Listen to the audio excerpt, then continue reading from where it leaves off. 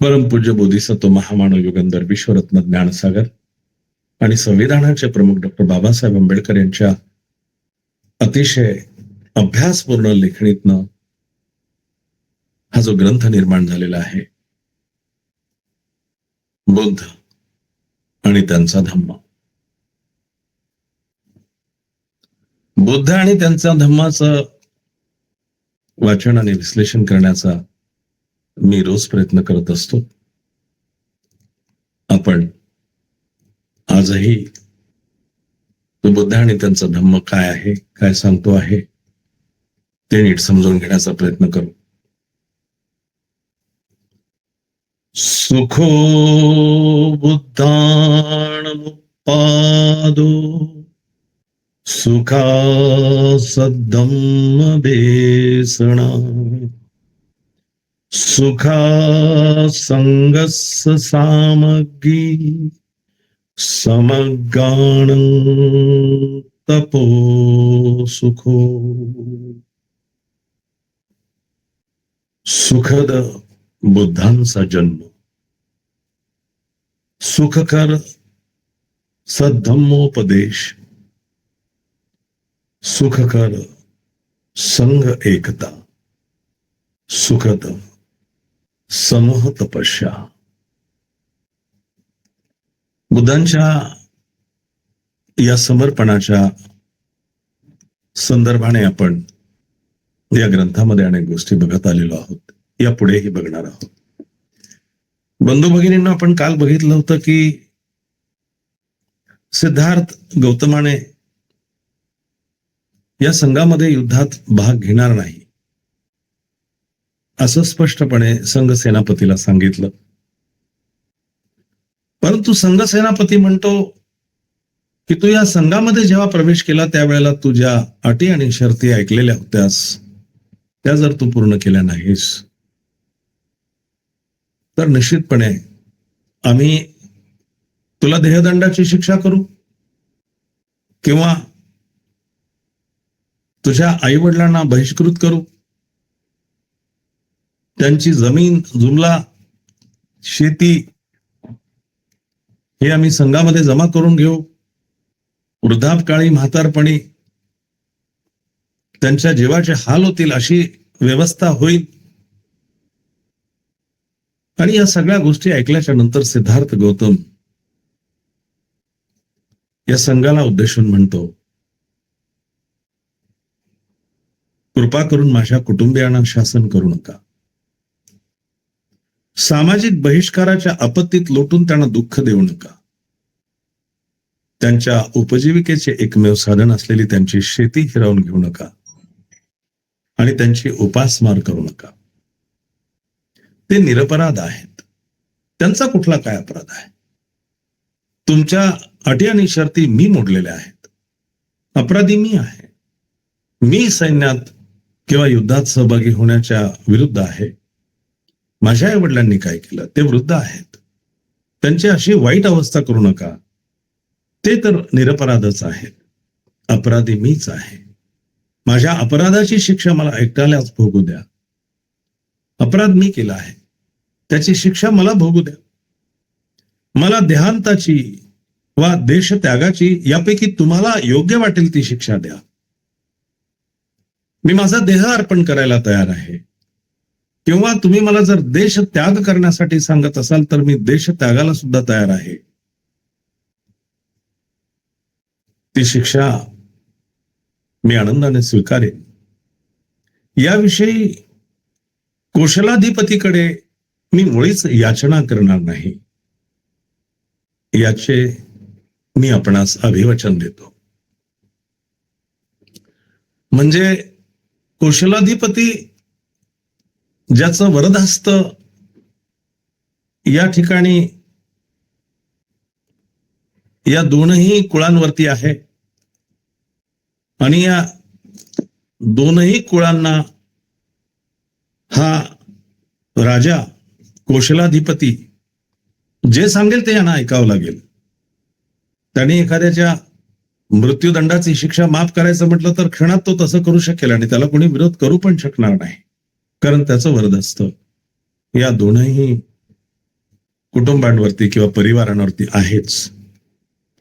आणि मग जर तुम्हाला त्यांची भीती वाटत असेल, कौशलाधिपतीची भीती वाटत असेल, तर मी त्याच्याकडे माझ्या जीवनाची याचना करणार नाही किंवा त्याच्याकडे भीक मागणार नाही किंवा त्याला या गोष्टी कळणार नाहीत, एवढं मात्र मी नक्की करू शकतो. अशा पद्धतीचं सिद्धार्थ गौतम या सेनापती आणि संघासमोर विनंती करतायत. सेनापती म्हणाला, तुझे म्हणणे मान्य करणं कठीण आहे. सिद्धार्थांना सांगतायत सेनापती की ठीक आहे, तू म्हणतोयस की मला देहदंडाची शिक्षा द्या किंवा देशत्यागाची शिक्षा द्या, मी ती पत्करेल, ती स्वीकारेल, परंतु हे आम्हाला करता येणार नाही. कारण जरी तू देहांताची किंवा देशत्यागाची शिक्षा भोगण्यास स्वच्छेने तयार झालास तरी ही गोष्ट कुशलाधिपती समजणारच आणि तो असाच निष्कर्ष काढेल की ही शिक्षा संघानेच दिली आहे आणि त्यामुळे तो संघाला जाब विचारेल. तू म्हणतोस की देहत्यागाची किंवा देशत्यागाची शिक्षा तू स्वीकारायला तयार आहेस, परंतु ही गोष्ट निश्चितपणे या कौशलाधिपतीच्या कानावरती जाईल आणि त्याला वाटेल की ही शिक्षा संघानेच दिली आहे. अशा पद्धतीने एकतर देहदंड किंवा देशत्याग करण्यासाठीची जी शिक्षा आहे ही शिक्षा संघानेच दिली असेल आणि मग तो संघाकडे कदाचित वक्र दृष्टीने पाहिल आणि संघाला जाब विचारेल. सिद्धार्थ गौतम त्यावेळेला म्हणाले, हीच जर अडचण असेल तर मी एक मार्ग सुचवतो. मी परिव्राजक होतो आणि हा देश सोडून जातो. तो एक प्रकारचा देशत्यागच होय. म्हणजे तुम्हाला जर असं वाटत असेल की तुम्ही शिक्षा ठोठावत आहात म्हणून मी देशत्याग करतो आहे आणि ही गोष्ट जर समजा या राजापर्यंत पोहोचली, कौशलाधिपतीकडे पोहोचली, तर तो या गोष्टीचा जाब विचारेल की संघाने असा निर्णय मला न विचारता कसा काय घेतला आणि त्यासाठी कदाचित संघाला तो शिक्षा करेल. जर तुमच्या मनामध्ये अशी भीती आहे तर मी त्या कौशलाधिपतीकडे तक्रार तर करणार नाहीच आहे किंवा मी त्याच्याकडे जाऊन माझ्या जीवाची भीक मागणार तर नाहीच आहे, परंतु यातनंही जर समजा वेगळा मार्ग काढायचा असेल तर मी देशातनं निघून जाईलच, परंतु त्यासाठी वेगळा मार्ग मी परिव्राजक होईल आणि मी परिव्राजक होऊन मग या देशातनं जाईल. तो एक प्रकारचा देशत्यागच आहे. मी पुन्हा येणार नाही लवकर, म्हणजे मी देशत्यागच केल्यासारखं होईल. सेनापतीला वाटले की हा एक चांगला मार्ग आहे. तथापि सिद्धार्थाला हा मार्ग कृतीत उतरवता येईल किंवा काय याबद्दल त्याला अद्यापही शंका होती. मुळात तर सिद्धार्थ म्हणतोय की मी परिव्राज्या घेईन, परंतु खरंच हे कृतीत उतरवता येईल का? म्हणजे देशत्याग केल्याची शिक्षा किंवा देहदंडाची शिक्षा, या शिक्षा तर 100% या संघानेच दिलेल्या आहेत असं जाहीर होईल आणि मग कौशलाधिपती त्याच्यावरती काहीतरी वेगळा निर्णय घेईल आणि संघाला शिक्षाही करू शकेल. असं घडू नये म्हणून जर समजा सिद्धार्थ गौतम परिव्राज्या घ्यायला तयार आहे, परंतु काय परिव्राज्याचा हा निर्णय शेवटापर्यंत जाईल काय, या संदर्भातली सेनापतीच्या मनामध्ये शंका होती. म्हणून सेनापतीने सिद्धार्थाला विचारलं, तुझ्या आई वडिलांची आणि पत्नीची संमती घेतल्या वाचून तुला परिव्राजक कसं होता येईल, तुला परिव्राज्या कशी घेता येईल? आई वडिलांची संमती घ्यावी लागेल, पत्नीची संमती घ्यावी लागेल आणि ती संमती घेतल्याशिवाय तुला तसं करता येणार नाही. आपण त्यांची संमती मिळवण्याचा आटोकाट प्रयत्न करू असे सिद्धार्थाने त्याला अभिवचन दिले आणि तो म्हणाला, त्यांची संमती मिळो वा न मिळो, हा देश त्वरित सोडून जाण्याचे मी तुम्हाला वचन देतो.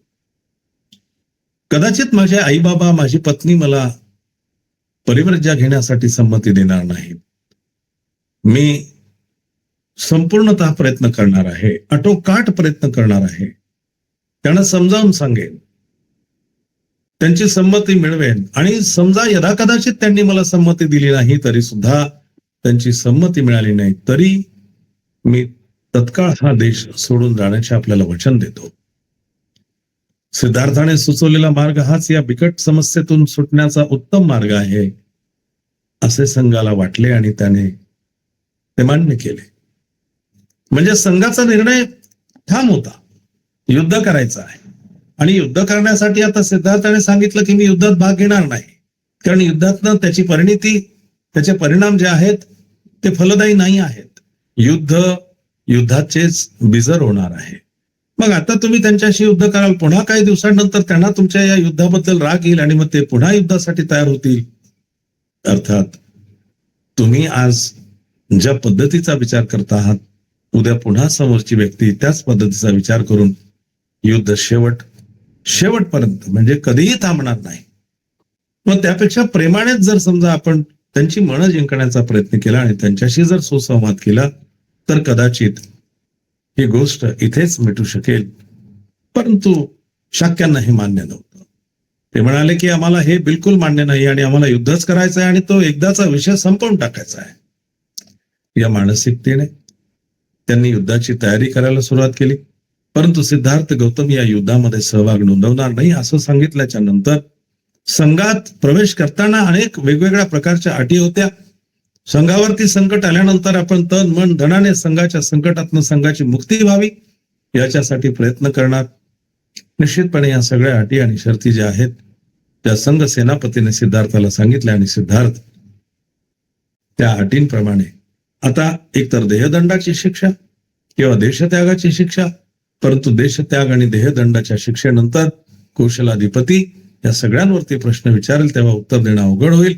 म्हणून सिद्धार्थ गौतमानेच एक वेगळा पर्याय, एक वेगळा मार्ग या संघाला सुचवला की मी परिव्रज्या घेऊन देशत्याग करेल. तो एक प्रकारचा देशत्यागच होईल. मी देशातनं बाहेर निघून जाईल, मी पुन्हा येणार नाही.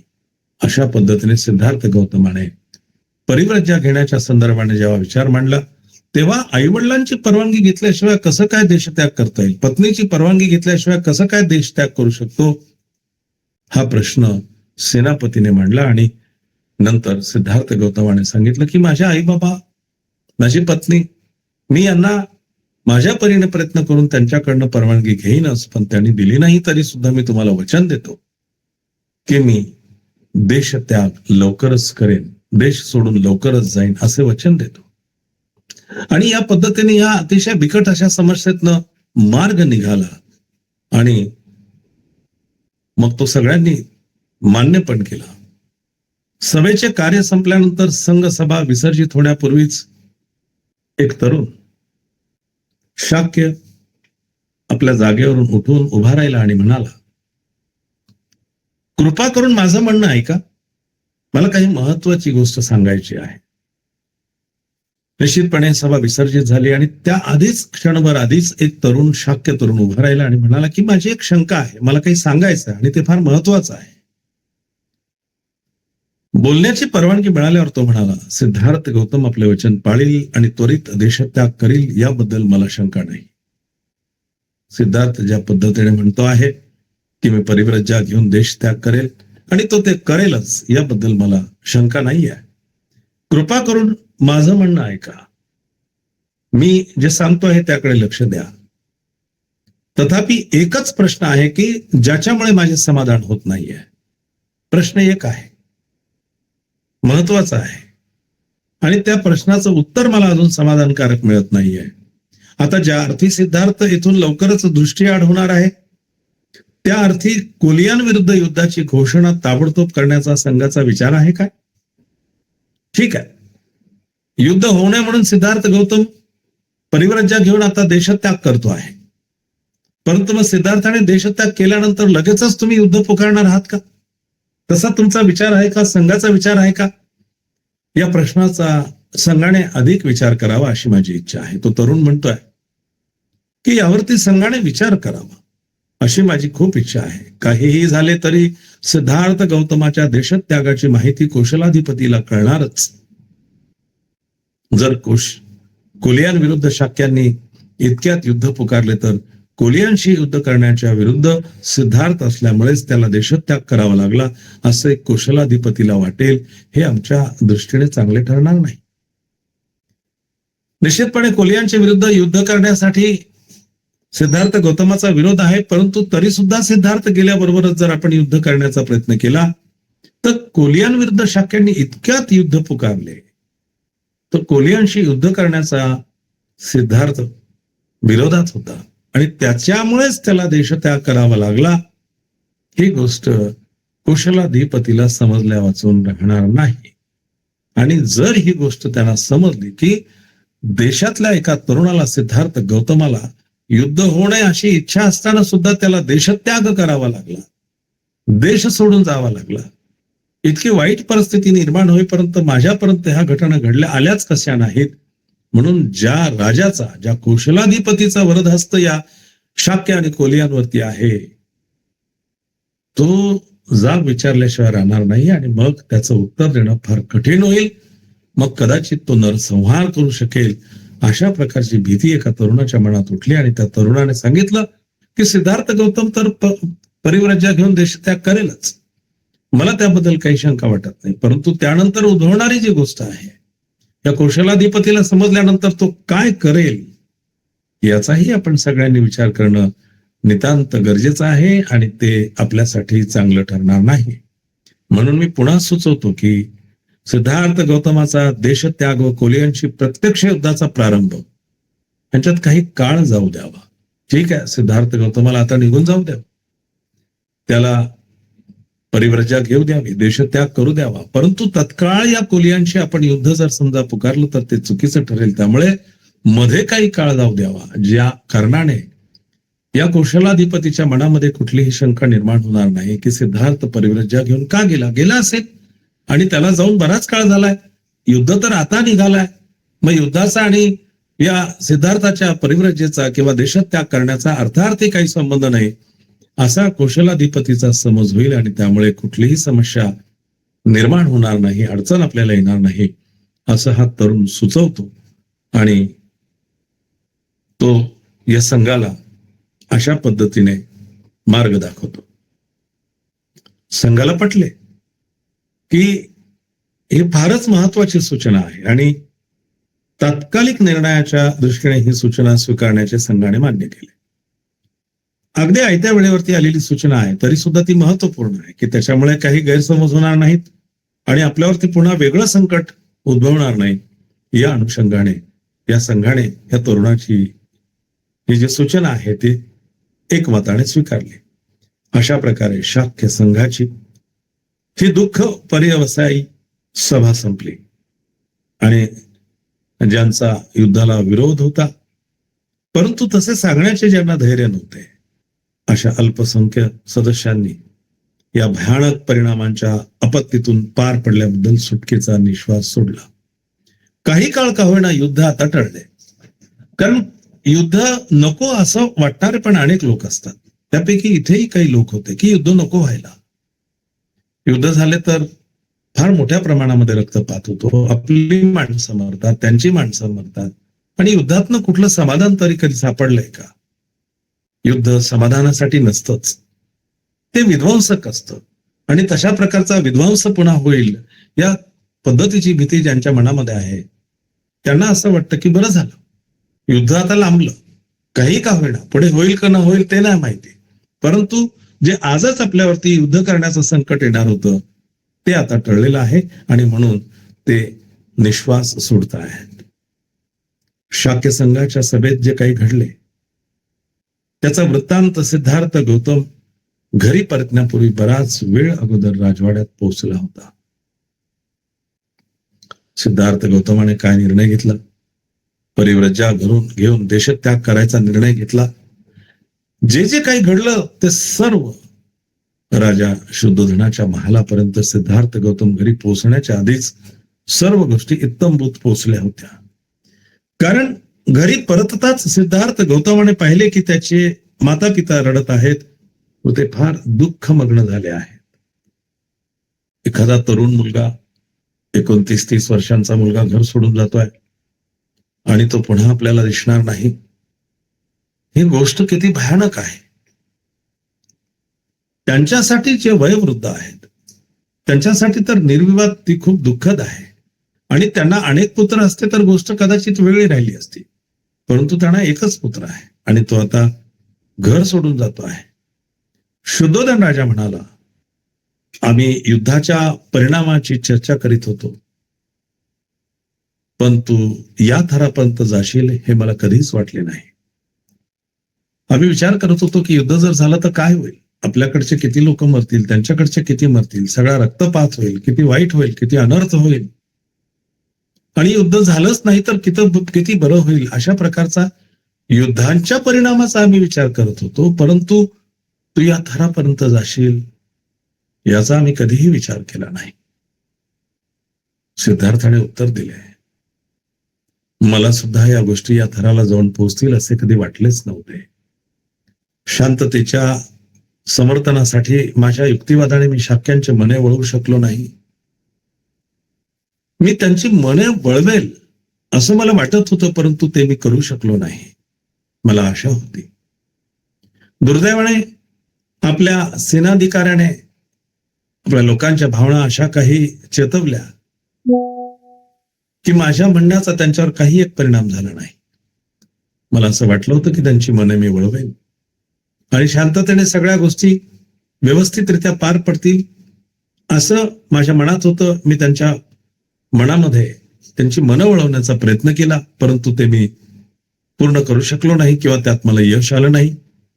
आणि सेनाधिकाऱ्याने लोकांच्या मनामध्ये अशा भावना रुजवल्या, चेतवल्या की माझ्या म्हणण्याचा त्यांच्यावर काहीच परिणाम झाला नाही. तथापि मी परिस्थितीला अधिक बिघडण्यापासून कसे सावरून धरले हे आपल्या लक्षात आले असेलच. सत्य आणि न्याय यापासून मी परावृत्त झालो नाही आणि सत्याचा आणि न्यायाचा मी पुरस्कार केल्यामुळे जी काही शिक्षा करण्यात येणार होती ती मी माझ्या स्वतःवर ओढून घेण्यात यशस्वी झालो. मी सत्य आणि न्यायापासून जराही दूर गेलो नाही. संघाचा जो निर्णय होता तो निर्णय मी नाकारला नाही.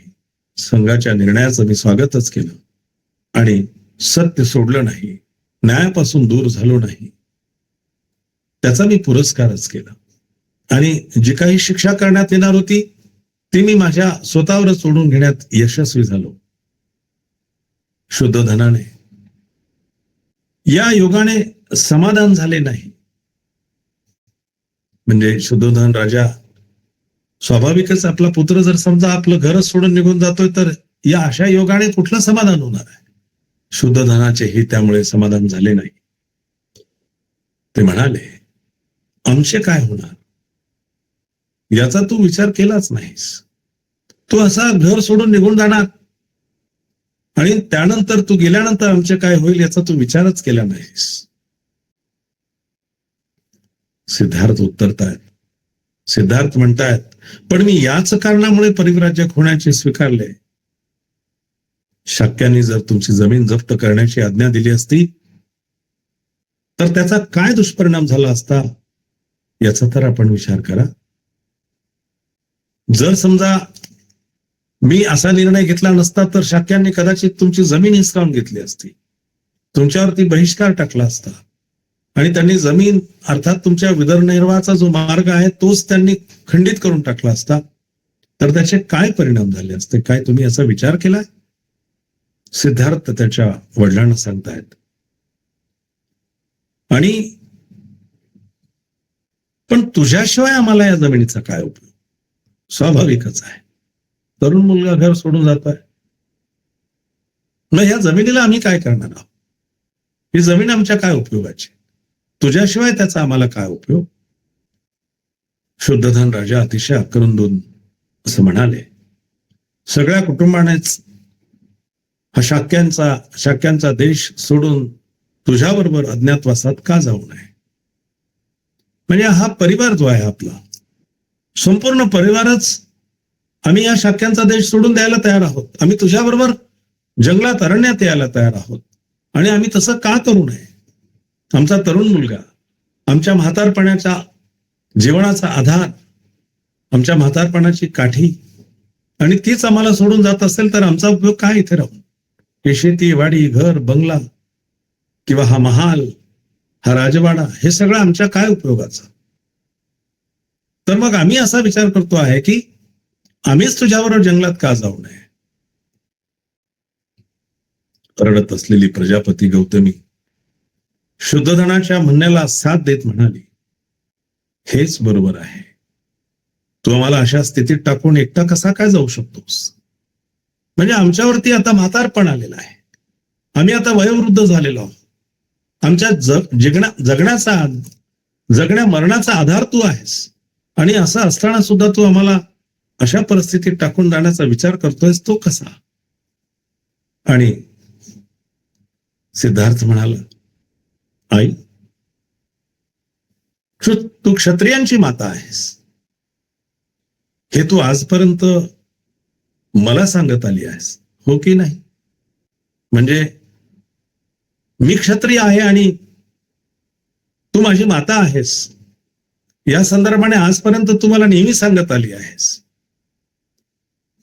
मग तू धैर्य धरले पाहिजेस. हा दुःखावेग तुला शोभत नाही.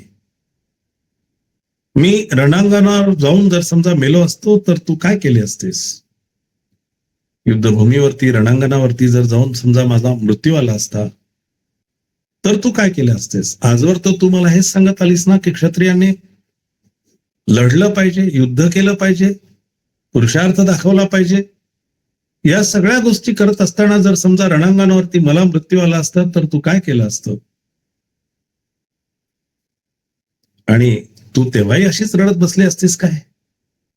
सिद्धार्थ गौतम आपल्या आईला, अर्थात मावशीला, प्रजापतीला समजून सांगतोय की तू तर क्षत्रियाची माता आहेस आणि मग असं तू रडत बसावंस. तू तर या प्रसंगाला धैर्याने तोंड दिलं पाहिजेस, तू समजावून घेतलं पाहिजेस. रणभूमीवरती युद्ध करत असताना मला मृत्यू आला असता तर तू अशी रडत बसली असतीस काय? असा प्रश्न विचारतो सिद्धार्थ आपल्या मातेला. त्यावेळेला महाप्रजापती म्हणते, गौतमी म्हणते, नाही, ते मरण क्षत्रियाला साजेसे झाले असते, पण तू आता अरण्यात जात आहेस, लोकांपासून अगदी दूर हिंस्र पशूंच्या सोबत राहण्याकरता जात आहेस. आम्ही इथे शांततेने कसे राहणार? मी तुला सांगते, तू आम्हाला तुझ्याबरोबर घेऊन चल. सिद्धार्था, तू तर जंगलात त्या हिंस्र पशूंच्या सोबत राहण्यासाठी जातो आहेस आणि आम्ही इथे सुखाने राहावं, आम्ही आनंदात राहावं, ते कसं शक्य आहे? त्यापेक्षा तू एक काम कर, मी तुला सांगते आहे की तू आम्हाला तुझ्याबरोबर घेऊन चल. मी तुम्हा सर्वांना कसा काय बरोबर नेऊ? नंद अगदीच लहान मुलं आहे, माझा पुत्र राहुल नुकताच जन्मला आहे, त्यांना इथे ठेवून तू येऊ शकतेस का? सिद्धार्थाने गौतमीला विचारले. नंद सुद्धा लहान आहे. नंद सिद्धार्थाचा सावत्र भाऊ, आणि राहुल सुद्धा आताच जन्माला आलेला आहे.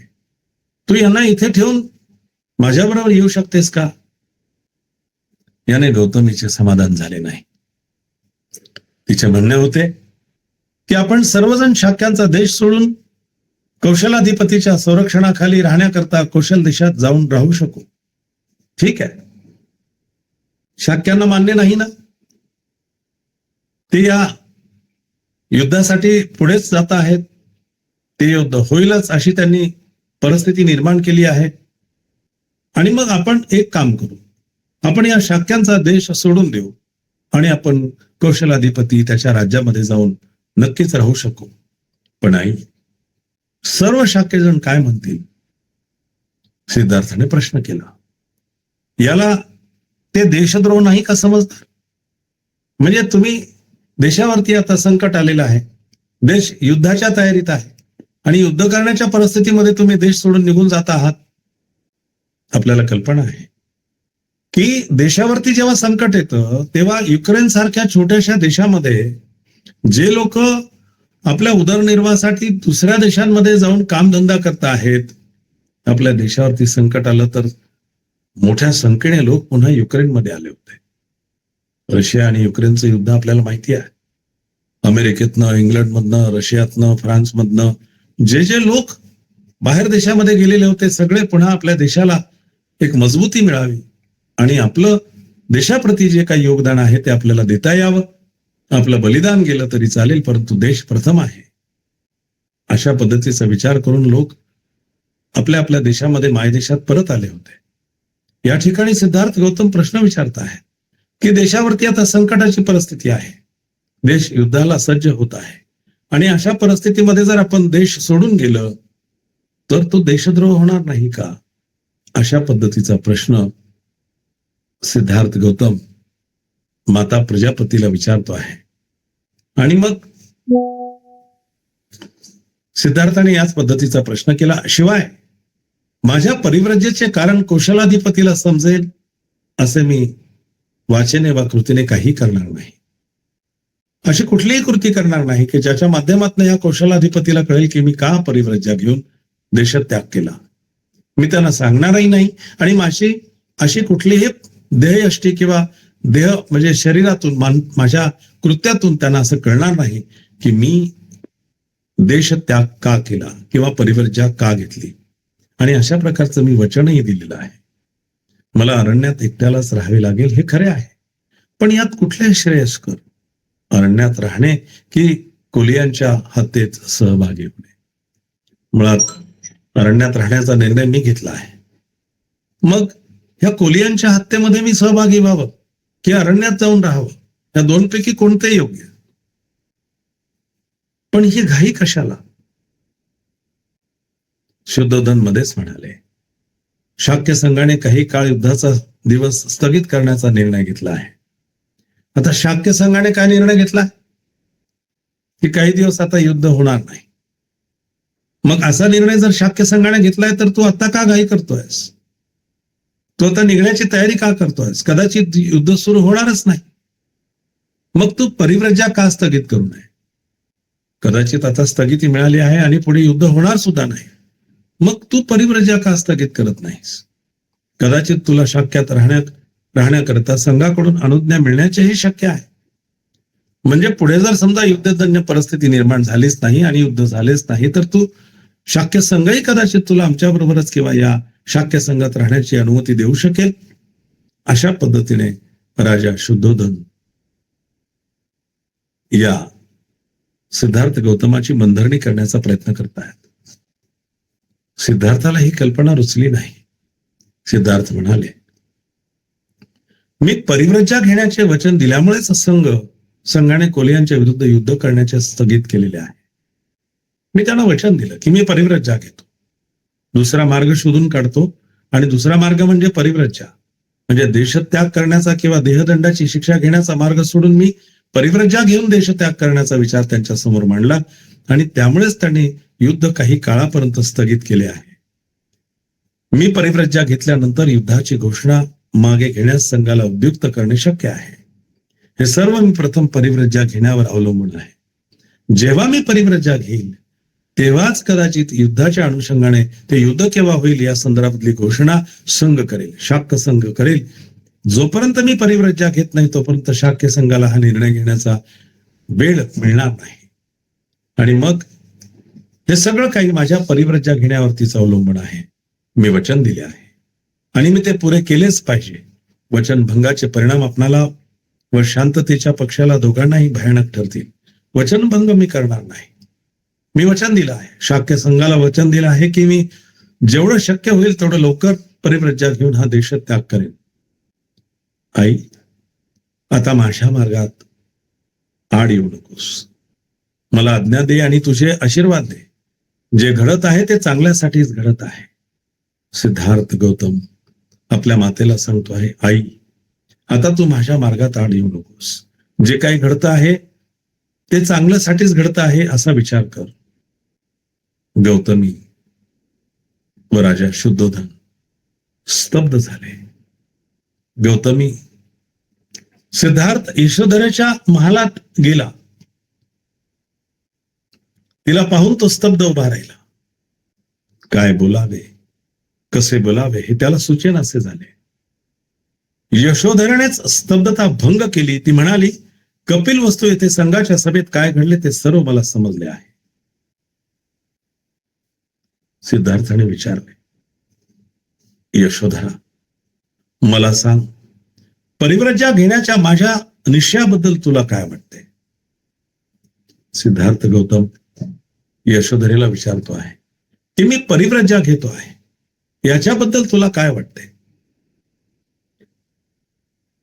त्याला वाटले की ती मूर्छित होऊन पडेल, पण तसे काही नाही झाले.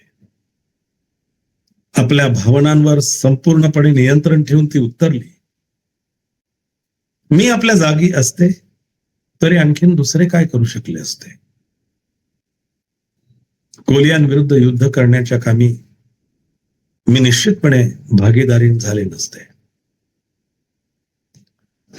गौतमी ज्या वेळेला रडते आहे, आक्रोश करते आहे, शुद्धोधन राजा ज्या वेळेला सिद्धार्थाला समजून सांगण्याचा प्रयत्न करत आहेत, परंतु पर्याय नाही. सिद्धार्थ गौतमाने परिव्रज्या का घेतली? अगदी सुरुवातीला आपण परिचयामध्ये हा प्रश्न उद्भवलेला आहे. डॉक्टर बाबासाहेब आंबेडकर म्हणतायत हे सगळ्यांच्याच मनामध्ये आहे, सगळ्यांनाच वाटतं आहे की सिद्धार्थ गौतमाने परिव्रज्या का घेतली. परिस्थिती अशी निर्माण झाली होती की जर समजा सिद्धार्थाने परिव्रज्या घेण्या व्यतिरिक्त दुसरा काही मार्ग काढला असता तर तो कदाचित या कौशलाधिपतीला समजला असता. म्हणजे देहदंडाची शिक्षा जर झाली असती तरी ते कौशलाधिपतीला समजलं असतं आणि त्यांनी या शाक्यांचा आणि कोलियांचा काटा काढला असता. मला कुठल्याही प्रकारे न सांगता तुम्ही अशा पद्धतीचा निर्णय घेऊच कसा शकतात, हा प्रश्न त्यांनी विचारला असता आणि मग समस्या वाढली असती. नाईलाज आहे, परिस्थिती गंभीर आहे आणि या परिस्थितीवरती मात करून त्याच्यातनं मार्ग काढण्यासाठी सिद्धार्थ गौतमाने परिव्रज्या घेऊन कुणालाही अडचण होऊ नये याच्यासाठी हा नवीन मार्ग काढला. आणि मग सिद्धार्थ गौतमाने परिव्रज्या का घेतली या प्रश्नाचं उत्तर इथे आपल्याला मिळतं. अशाच पद्धतीने प्रत्येक प्रश्नाचं उत्तर आपल्याला मिळणार आहे.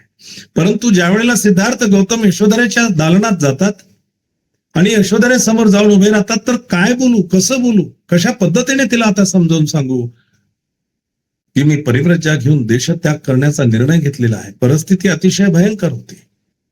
शाक्य संघाने निर्णय घेतला होता की तुला याची शिक्षा भोगावी लागेल. तुझ्या आईवडिलांची शेती वाडी आम्ही काढून घेऊ, त्यांना बहिष्कृत करू, त्यांना आम्ही कुठल्याही प्रकारे त्यांच्याशी कोणी संपर्क ठेवणार नाही याची व्यवस्था करू. ही अतिशय भयंकर परिस्थिती या वयामध्ये माझ्या आईवडिलांवरती आणि तुमच्या आपल्या संपूर्ण कुटुंबावरती जर ओढवणार असेल तर ते योग्य होणार नाही याची मला पूर्ण जाणीव होती. आणि म्हणून देहदंडापेक्षा देश त्यागापेक्षा सुद्धा परिव्रज्या घेऊन मी देश सोडून जाईल असा पर्याय मी त्यांच्या समोर ठेवला. आणि ही गोष्ट ज्या वेळेला यशोधरेपर्यंत पोहोचली, ती राजमहालात राजा शुद्धोधनाच्या महालात येऊन पोहोचली होती. त्यानंतरची जी प्रतिक्रिया होती, आई वडिलांशी बोलून झाल्यानंतर सिद्धार्थ गौतम पुन्हा आपल्या पत्नी यशोधरेकडे गेल्यानंतर अतिशय स्तब्ध स्थित प्रज्ञ होऊन उभे आहेत. काय बोलू, कसं बोलू, कसं सांगू की मी हा निर्णय का घेतलेला आहे आणि परिव्रज्या करणार आहोत, देश सोडून जाणार आहोत, या सर्व गोष्टी आता सांगण्यासाठी सिद्धार्थाला संकोच वाटतो आहे. कोणत्या तोंडाने सांगू की मी हे सगळं काय करून ठेवलं आहे. एक लहानसं बाळ, त्याला नुकताच जन्म दिलेला आहे. एक माता त्याचा सांभाळ करण्यासाठी आता कशा पद्धतीने या सगळ्या संकटांना समोर जाईल, ही मोठी समस्या आहे. आणि या समस्येचं समाधान काय शोधावं असा प्रश्न डोक्यात असताना सिद्धार्थ गौतम यशोधरेला सांगतायत. आणि यशोधरा त्या आधीच, म्हणजे मी सांगितल्यानंतर कदाचित ती मूर्छित होईल, जमिनीवरती कोसळून पडेल, परंतु यशोधरेपर्यंत या सगळ्या गोष्टी आधीच पोहोचलेल्या आहेत. कोलियांबरोबर युद्ध करायचं, त्यांना मारायचं, त्यांच्यावरती विजय प्राप्त करायचा, हे असं करण्यापेक्षा हा जो निर्णय तुम्ही घेतलेला आहे, तर तुमच्या जागेवरती जर मी असते तर कदाचित मीही तेच केलं असतं. यापेक्षा मी वेगळं काय केलं असतं. कारण कोलियांविरुद्ध युद्ध ही गोष्ट मलाही मान्य झाली नसती आणि त्यासाठी कदाचित शाक्यांनी कोलियांच्या विरुद्ध युद्ध करावं, मग मी त्यात सहभाग नोंदवला नसता. जे तुम्ही केलं आहे तेच कदाचित मी केलं असतो. अशा पद्धतीने सिद्धार्थ गौतमाच्या मनामध्ये जो विचार अशा पद्धतीचा आला की कदाचित यशोधरा खाली पडेल, ती मूर्छित होईल, तिला समजून सांगणं कठीण जाईल, परंतु कोलियांच्या विरुद्ध युद्ध करणं हे मलाही पसंत पडलं नसतं. असं निर्वाणीचं ज्या वेळेला यशोधरा सांगते त्यावेळेला सिद्धार्थ गौतमाच्या मनात येतं की कदाचित हीच गोष्ट जास्त योग्य आहे जी मी केली आहे. आणि आपला निर्णय हा योग्य निर्णय आहे. माझी आपणाला अनुमती आहे आणि पाठिंबाही आहे. मी सुद्धा आपल्या बरोबर परिव्रज्या घेतली असती. मी परिव्रज्या घेत नाही याचे कारण मला राहुलचे संगोपन करावायचे आहे. कदाचित मी सुद्धा तुमच्याबरोबर आले असते. मी सुद्धा परिव्रज्या घेऊन तुमच्याबरोबर जंगलात राहिले असते. परंतु माझा नाईलाज आहे, कारण मला आता राहुलाचं संगोपन करायचं आहे. एवढ्या लहान बाळाला टाकून एखादी माता जर समजा निघाली तर ते तिच्या हृदयालाही पटण्यासारखं नाही आहे. आणि पुन्हा लोकक्षोभालाही मला सामोरे जावं लागलं असतं. या सगळ्या गोष्टींचा विचार करून राहुलाचं संगोपन करण्याच्या दृष्टिकोनातून मला राहावं लागतंय. म्हणून मी तुमच्यावर परिव्रज्या घेत नाहीये. अशा पद्धतीचं यशोधरा सिद्धार्थ गौतमाचा कसा निर्णय बरोबर आहे हे सिद्धार्थाला समजून सांगते आणि माझी अनुमती आहे असं सांगते. तेव्हा सिद्धार्थ गौतम रात्रीच्या अंधारात अचानकपणे निघून गेले हे म्हणणं किती खोटं आहे. बाबासाहेबांच्या अथक परिश्रमातून, अभ्यासातून, ज्ञानातून या सगळ्या गोष्टी आपल्या समोर येत आहेत. आणि मग म्हणून सिद्धार्थ गौतमाला परिव्रज्या घ्यावी लागली, नाहीतर युद्धात भाग घ्यावा लागला असता. देहदंडाची शिक्षा तर संघाने ठोठावलेलीच होती. देशत्यागही करण्याच्या अनुषंगाने सांगितलं होतं. पण पुन्हा तिसरं संकट कुशलाधिपतीच्या माध्यमातून आलं असतं. त्याला पुढे कोण सामोरे जाणार? या सगळ्या समस्यांवरचं उत्तर म्हणजेच परिव्रज्या. परिव्रज्या घेऊन देशातून निघून जाईल म्हणजे जंगलात निघून जाईल. परिव्रज्या घेतली म्हणजे देशात राहता येत नाही, किंवा माणसांच्या समूहामध्ये राहून त्यांच्यासारखं वागता येत नाही. त्यांच्या जीवनामध्ये ज्या पद्धतीचा आनंद उत्सव ते साजरा करतात ते करता येत नाहीत, कारण परिव्रज्या घेतली आहे. आणि परिव्रज्या घेतल्यानंतर जंगलाच्याच दिशेने निघून जावं लागतं. अगदी त्याच पद्धतीने मी जंगलात निघून जाईल म्हणजे स्वाभाविकच मी देशत्याग करेल. म्हणजे तुम्ही जी शिक्षा मला ठोठवलेली आहे ती मी घेईल. आणि मग परिव्रज्या का घेतली या प्रश्नाचं उत्तर अशा सुंदर पद्धतीने बाबासाहेबांच्या या ग्रंथामध्ये आपल्याला मिळतं. निश्चितपणे आपलं समाधान होतं. या आणि असे अनेक जे प्रश्न पुढे आपल्या समोर आहेत त्या प्रत्येक प्रश्नाचं उत्तर देणारा हा अतिशय परिपूर्ण ग्रंथ. याचं सातत्य वेळेनुसार आपल्याला पुढच्या भागात ठेवावं लागेल. आता आपण इथेच थांबूया. पुन्हा आपण भेटूया या ग्रंथासाठी उद्या सकाळच्या प्रहरी आणि दुसऱ्या ग्रंथासाठी आज संध्याकाळी. आपण अतिशय शांततेचं सहकार्य केलं त्यासाठी आपल्या सगळ्यांचे मनोभावे धन्यवाद आणि आभार. जाण्यापूर्वी मी याच बुद्ध आणि त्यांचा धम्म यामध्ये सुंदर अशी बाबासाहेबांची प्रतिज्ञा आहे. त्या प्रतिज्ञेचं वाचनही रोज आपलं झालं पाहिजे. या अनुषंगाने प्रतिज्ञा आपण करूया, जीवसृष्टी आहे असीम, ती भवसागर पार नेण्याची. पहिली प्रतिज्ञा आहे, प्रतिज्ञा आपण करूया, जीवसृष्टी आहे असीम, ती भवसागर पार नेण्याची. प्रतिज्ञा आपण करूया, आहेत सत्य, आपणात दोष असंख्य, ते नष्ट करण्याची. प्रतिज्ञा आपण करूया, बुद्धांचा अतुल्य मार्ग तो संपूर्ण साध्य करण्याची. नमो बुद्धाय. जय भीम.